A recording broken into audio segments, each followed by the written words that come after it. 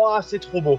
Salut, c'est Greg, en direct d'une toute nouvelle idée de road trip pour vos prochains voyages moto.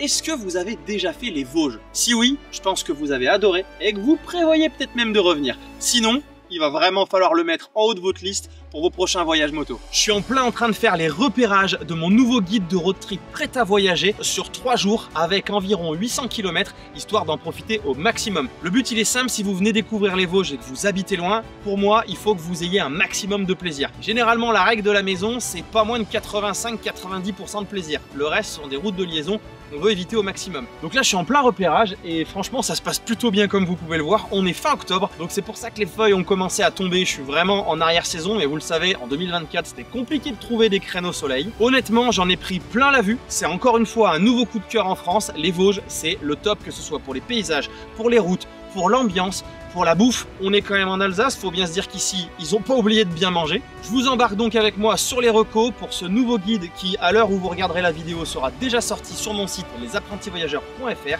Ce qui voudra dire qu'à ce moment-là, j'aurai fait mes repérages et je vous aurai relié tous ces points ensemble et je les aurai calés avec les bonnes adresses pour dormir et pour manger. J'espère que vous êtes prêts à en prendre plein la vue parce que prochainement, ce sera votre tour et en réel. Allez, on y va! Quand ce genre de décor a commencé à apparaître au loin, j'ai tout de suite eu le sentiment que j'allais trouver de quoi vous faire passer quelques belles journées ici à moto. Et il m'a été absolument impossible de me retenir d'aller plonger dans ces vignes aux couleurs intensément vertes. Alors je suis à peu près 10 minutes de mon hébergement de ce soir qui sera un relais motard qui est vraiment très bien dans la région. Et là je pouvais pas résister à l'appel des couleurs à travers les vignes avec le coucher de soleil. C'est juste splendide. Donc moi j'arrive de ce côté-là où c'est bien plus plat. Et puis là-bas ça continuait sur le plat. Et puis à un moment le GPS il m'a dit tourne à gauche. Donc vers la direction où on a vraiment envie d'aller. Donc c'est par là-bas que dès demain, je démarre le repérage des routes pour les mettre dans le guide. Si vous vous souvenez bien, il n'y a pas si longtemps que ça, je vous emmenais à travers les vignes de la Bourgogne au cours de mon guide prêt à voyager à moto dans le Morvan. Je trouvais amusant de constater qu'à quasiment 200 km au nord-ouest à vol d'oiseau, on pouvait retrouver des configurations de terrain et de végétation avec autant de ressemblances. Et pourtant, c'est bien un road trip totalement différent qui va vous tendre les bras. Allez, il est temps de se rapprocher de ces reliefs dont j'ai tant entendu parler ces dernières années et qui, vous allez le voir, ont quelque chose de très apaisant, en tout cas pour cette première journée que je vous ai préparée. Une fois à mon relais motard, le patron m'annoncera que j'ai même le droit à mon garage privé. Bon, on va jouer des majorettes. Ou alors on peut simplement mettre un petit coup d'huile sur ma chaîne, histoire de bien démarrer mon périple vosgien et de la préparer de toute menace humide. Ce serait pas un peu le luxe là ? 2 étages et un ascenseur. Franchement, ça va bien. Il est 7 h, j'ai faim. J'ai rien bouffé à midi quand je me suis arrêté sur l'autoroute. Donc au relais motard, il n'y a pas grand chose à manger. Il peut faire des bocaux qu'on peut monter en chambre. Donc ça se fait bien avec du truc local super sympa. Mais il y a un petit resto qui m'a conseillé qu'on va aller tester tout de suite. Ce sera l'occasion de réviser ma journée de demain et aussi de commencer à découvrir la région au travers de l'assiette. Me voilà donc un 22 octobre avec une météo qui semble enfin clémente et avec de quoi démarrer une journée comme je les aime, un petit-déj local. Ici, tout est du village, du yaourt au fromage en passant par le jambon. Bon ok, peut-être pas les oranges, mais le gars qui les presse, il est bien sympa. Et vous voyez ce terrain de jeu? Après 3 jours de balade en suivant mon guide, il n'aura absolument plus aucun secret pour vous. Bon alors ce matin je suis pas en avance, il est pas loin de 10 h. Parce que, contrairement à ce qu'on m'avait dit comme prévision météo, eh bien il a plu. Et maintenant il bruine. Alors, je sais pas, c'est un peu menaçant, mais ça doit se lever, ça doit se lever. Donc ça va se lever, n'est-ce pas? Allez, rituel du matin. J'ai chauffé la bécane. On vient placer ensuite mon téléphone. Guidage, tac, sur le quadlock. On va mettre un petit coup de batterie, haussement délancé. Bon, faire attention, c'est mouillé, et il y a de la rustine au sol. Ah ouais, ça va être un mini-col du coup. Qu'est-ce que je vais faire? Bon, ça commence bien là. En fait, tout est en miniature. La mini-cascade, la mini-route. Ah, c'est super beau, remarque, hein. Oh là là là là. Du coup, par contre, ça veut dire mini-épingle. En fait, je crois que j'ai pris un chemin de traverse pour récupérer le col qu'il y a au-dessus. Et voilà. Oh, ça commence très fort. où ça commence très très fort. Ça fait à peine 15 minutes que je suis parti et me voilà déjà en train de faire des poses photos. Allez, on n'est pas loin du col. Tac, tac, on va pas prendre trop de retard parce que j'en ai déjà et je vais en accumuler. Oh, le petit banc. Ah, je m'asserrais bien 5 minutes avec toi, mais là... Si les forêts vosgiennes sont si connues pour leur caractère unique, singulier et typique, je crois que j'ai tout de suite mis le doigt sur un beau spécimen. Il est pourtant hors des listes des classiques, et en plein automne, ça rajoute une belle dose de plaisir pour les yeux. Je viens de prendre 500 mètres d'altitude en quelques minutes au travers de ces sous-bois. J'ai beau avoir pas mal roulé ces derniers mois, des couleurs aussi intenses, je n'en avais encore pas vu de telles. Alors j'arrive au col que je voulais voir, alors on n'a pas de vue, par contre la route était très sympa. On en parle de l'ambiance là ou pas? Est-ce qu'on en parle de l'ambiance là? Qu'est-ce que c'est que ça? Mais c'est absolument magique. Avec la petite brume du matin là, oh, c'est magique.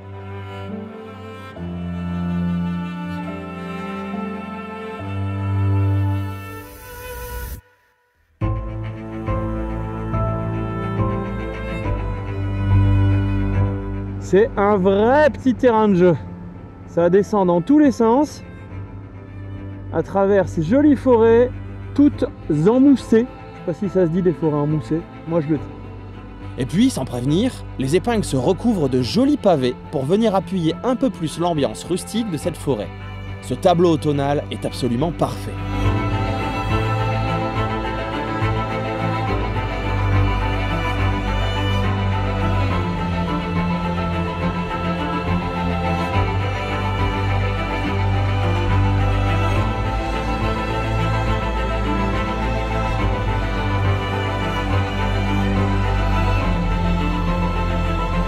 Ce petit crochet va me faire revenir côté plaine et je vais immédiatement reprendre la direction des reliefs. En tout cas, il m'aura bien mis en appétit et je crois même que j'étais heureux d'être ici. De bon matin, il y a fort à parier que ça vous fera le même effet quand vous viendrez.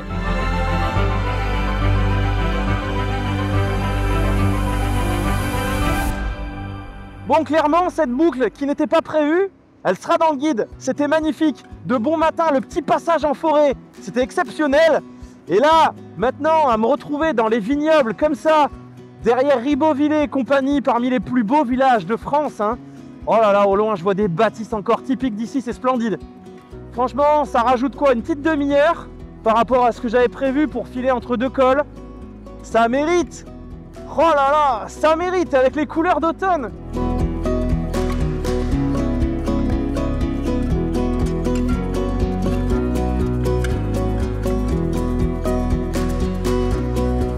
Alors nous sommes en direction du Haut-Königsberg, qui possède un très beau château qui sera invisible en ce moment parce qu'il est complètement en rénovation.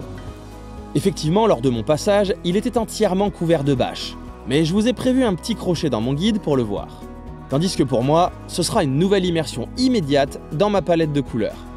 Je vois des reliefs qui se dessinent et moi je suis en train de descendre là. Il va y avoir des petites épingles. Je vais me retrouver dans ces reliefs, peut-être même derrière. Je traverse un très joli village, je ne sais même plus où je suis. En fait, j'avais préparé cet itinéraire il y a plusieurs mois. Et comme j'en fais beaucoup, lors de ce test en réel, c'est comme si je le découvrais avec vous.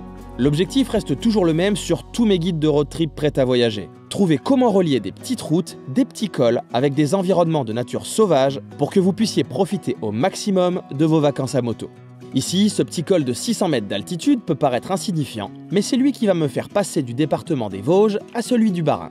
À partir de maintenant, démarre une superbe petite boucle pour rajouter quelques cols à la collection de ce road trip. Alors là, j'avais un col à droite, mais après il me ramène à l'est et moi je veux aller un peu au nord et plutôt à l'ouest. Donc on va aller à un autre col, c'était une croisée de chemin. Bon, on va vérifier si ça vaut le coup là-haut et si la petite boucle est faisable.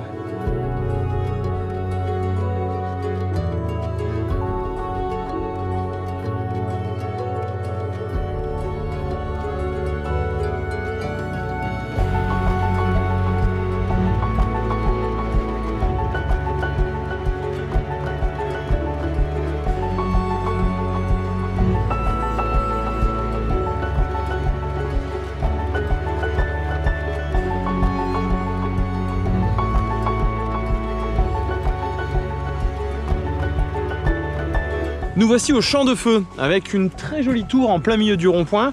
Donc là, le petit circuit que j'ai fait était vraiment sympa ce matin. Je suis un peu décalé par rapport à ce que j'avais prévu, mais c'est donc, comme je vous l'ai dit, le principe des repérages, de tous ces repérages. Je vais aller maintenant vers le Mont Saint-Odile. Je vais essayer de trouver une petite route sympa pour y aller parce qu'il y a une très belle vue là-bas, c'est sympa. Alors si j'ai ça, clairement, j'aurai pas de vue. Mais par contre, quand on a une belle vue, il paraît qu'on voit jusqu'à la forêt noire. Bon, je crois qu'aujourd'hui, je verrai plutôt de la forêt blanche.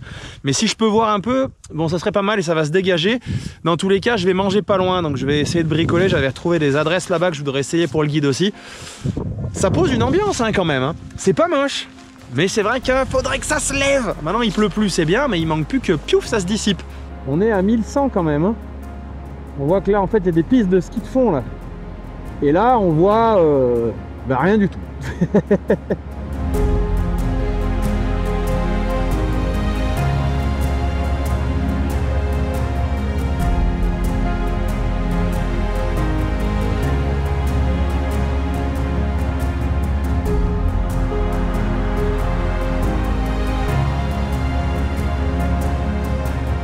Parfois, vous traverserez des villages aux allures typiquement alsaciennes. Ils participent au dépaysement quand on vient de loin et rajoutent un peu de charme supplémentaire à cette balade. Mais rassurez-vous, la majorité du temps, vous serez en pleine nature à enrouler des courses.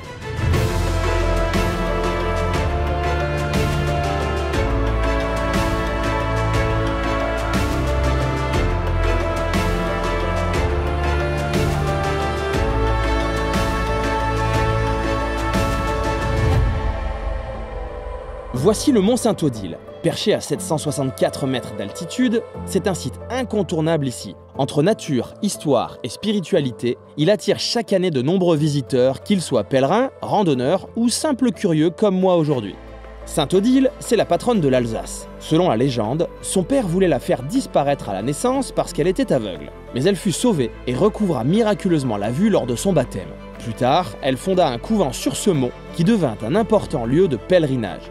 Bon, je suis un peu déçu, comme j'ai pris pas mal de temps pour filmer ce matin et que j'ai rajouté une petite portion qui n'était pas prévue, bah, j'ai pris du retard et puis surtout que je suis parti tard.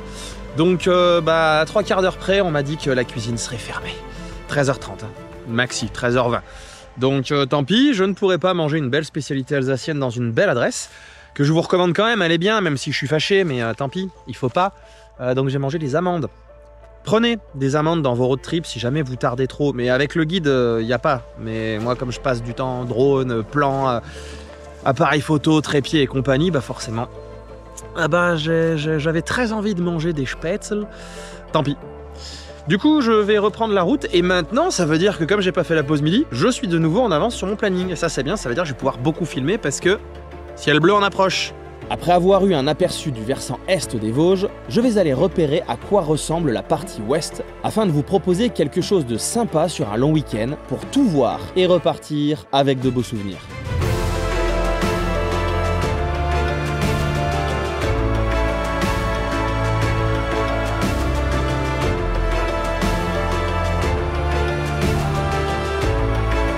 Bon, clairement, quand je vois la route, quand je vois les virages, je me dis que finalement c'est pas plus mal que ce soit mouillé au sol.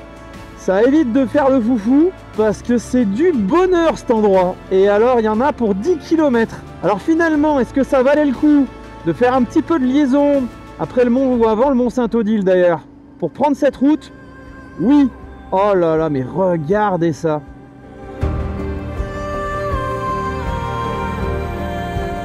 Mais vous vous imaginez passer 3 jours que sur des petites routes ici? Mais moi je signe tout de suite hein. Ah bah c'est ce que je suis en train de faire. D'ailleurs une question me vient. Ici nous sommes dans les sous-bois. C'est de la nature, c'est beau mais il n'y a pas de vue. Bon rassurez-vous ça, je vais très vite y remédier. Mais pour le moment, rouler ici pendant toute une matinée à sillonner à travers les forêts, est-ce que ça vous lasse vous? Ou pas du tout? Bon on est d'accord, la portion d'avant elle est validée. Mais que se passe-t-il? J'arrive sur un grand axe.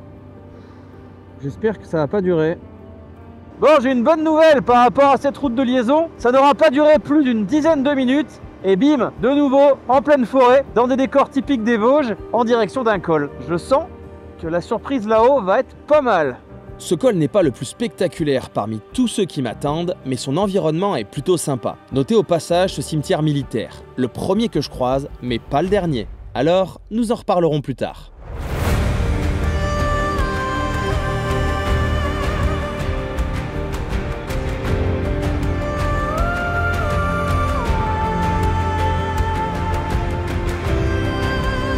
Alors j'ai quitté la route principale, celle-ci m'avait l'air beaucoup plus sympa.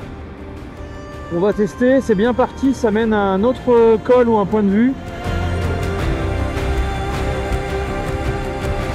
La carte ça avait l'air pas mal du tout, mais en vrai c'est très bien.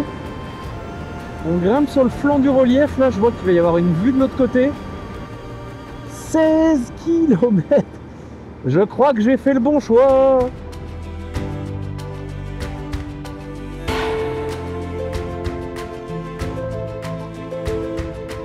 Alors j'étais tranquillement en train de rouler, quand soudain, ça. C'est quoi cette route? Le Canada peut-être? Non, les bandes sont blanches. Ah, en jaune ce serait plus joli. Bon voilà, la route est neuve, la route est serrée. Il y a beaucoup d'accidents ici, donc faut rouler tranquille parce que la route est vraiment incroyable. Mais les paysages sont, une fois de plus, à la hauteur de ce qu'on a dans les Vosges.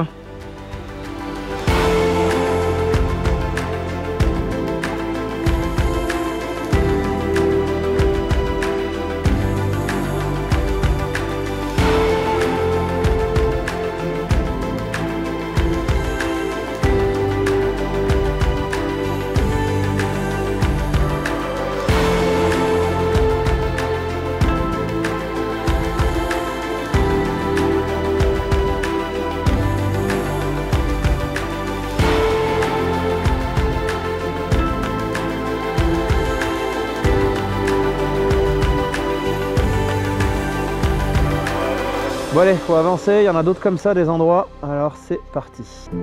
Alors on va vérifier un truc. C'est que cette route qui est absolument splendide, donc on est bien d'accord qu'elle mérite largement d'être faite pour quelqu'un qui vient de loin et qui vient de découvrir les Vosges. Les points de vue, l'environnement, tout, c'est parfait. Mais il me semble que je vais avoir un petit souci d'itinéraire après. J'ai pas envie de reprendre 2 fois la même route. C'est ce qu'on va aller vérifier. Même si une fois de retour dans une vallée, la route devient souvent droite, la végétation revêtue d'autant de nuances de couleurs va m'accompagner jusqu'au prochain village sans aucune lassitude.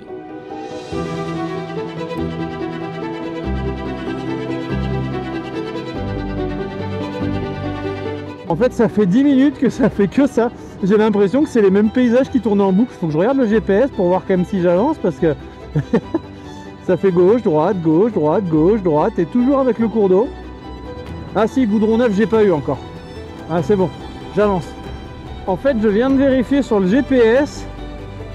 Je me suis engagé sur une boucle, il n'y a pas d'autre route. C'est juste la boucle qui fait le tour de tout le relief. Ça fait comme si ça faisait un cirque en fait. Bon bah je crois que je change de relief. En fait c'est que ça, c'est que des bouts de relief. Donc après avoir suivi la vallée la micro-vallée du micro-cours d'eau de tout à l'heure, et bah du coup je regrimpe sur un autre versant en face.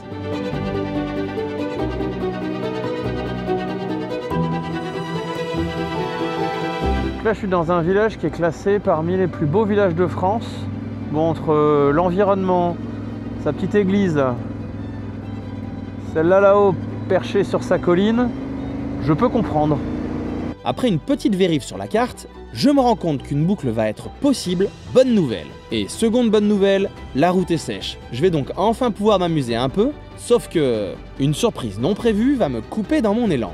Alors effectivement, ce début de route avant d'arriver au col de Donon, il est vraiment chouette, avec des espèces de tourbières comme il y a là. C'est la première fois que je vois ça ici. On en avait plutôt vu dans le Cantal par exemple. Il y a de l'eau partout, hein. Donc ça a la tête bien tout meuble. Et là-bas, on a des espèces de grosses bébêtes.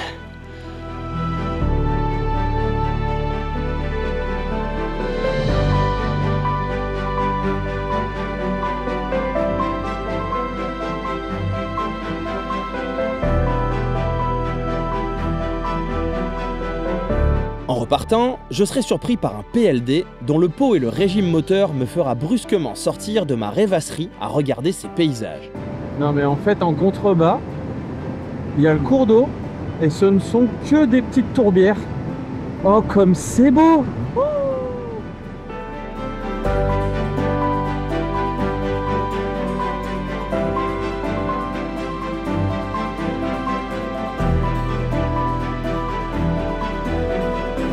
Ah, et pour ceux qui se demandaient, PLD veut dire pilote de ligne droite.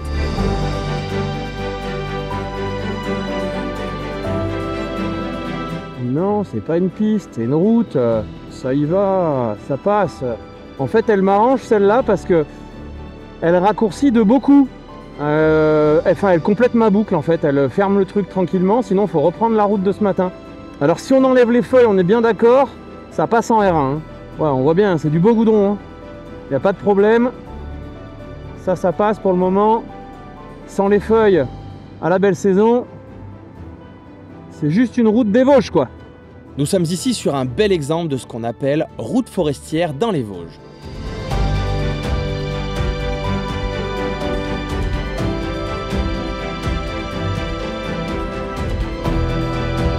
Et ça recommence.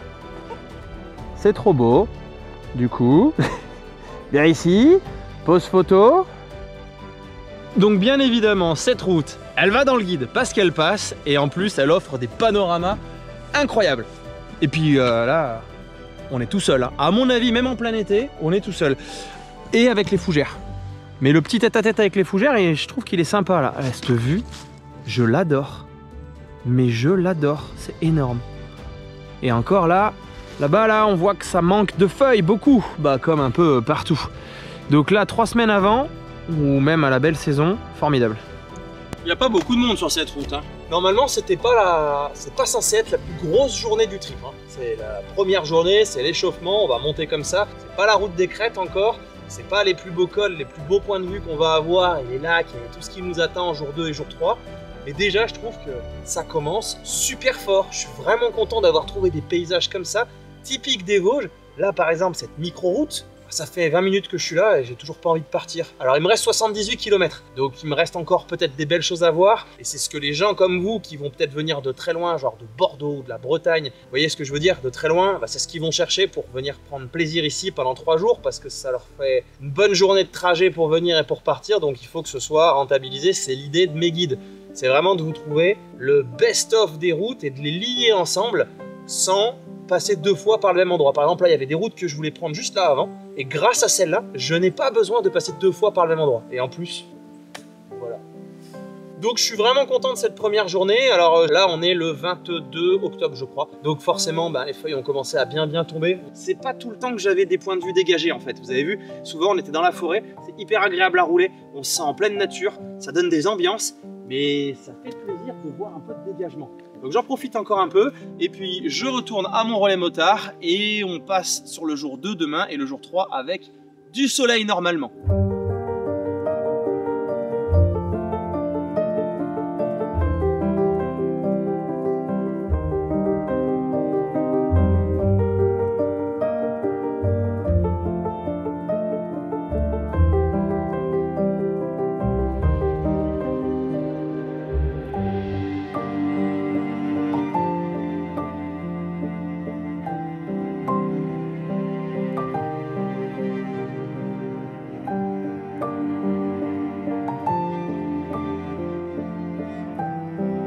Bon allez, c'est pas le tout, mais il me reste 78 km à parcourir, ce qui va faire que je vais arriver un peu tard.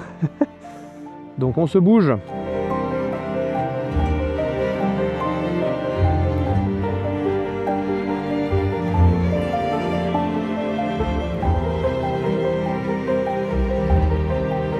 Alors c'est bon, je rejoins une route, ça c'est la bonne nouvelle.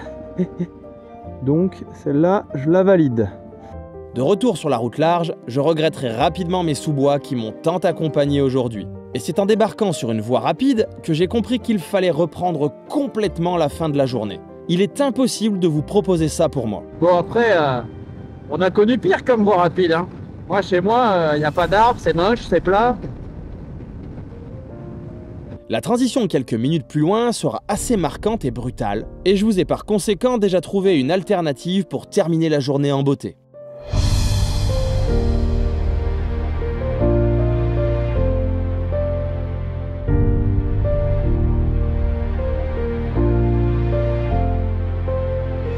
Je retrouverai mon petit relais motard pour une seconde nuit avant de pousser plus loin. Et ben voilà. Retour au point de départ. Bon, c'est vraiment pratique ce garage, hein. En plus il a mis tous les petits outils qu'il faut, WD-40 de quoi nettoyer la visière du casque, c'est vraiment parfait. J'étais en train de me dire, sur environ 260 bornes de cette première journée, s'il y a 10% de déchets, j'ai dit 10-15, de route de liaison, pardon, je me dis ça fait aller 30 bornes autorisées. Là c'était un peu trop, donc on va retoucher. Bon, décidément, aujourd'hui ce sera pas ma journée nourriture, parce que là où je voulais manger, juste à côté, une petite tarte flambée à laquelle j'ai pensé toute la journée, puisque j'ai pas pu manger à midi, et ben ils sont fermés.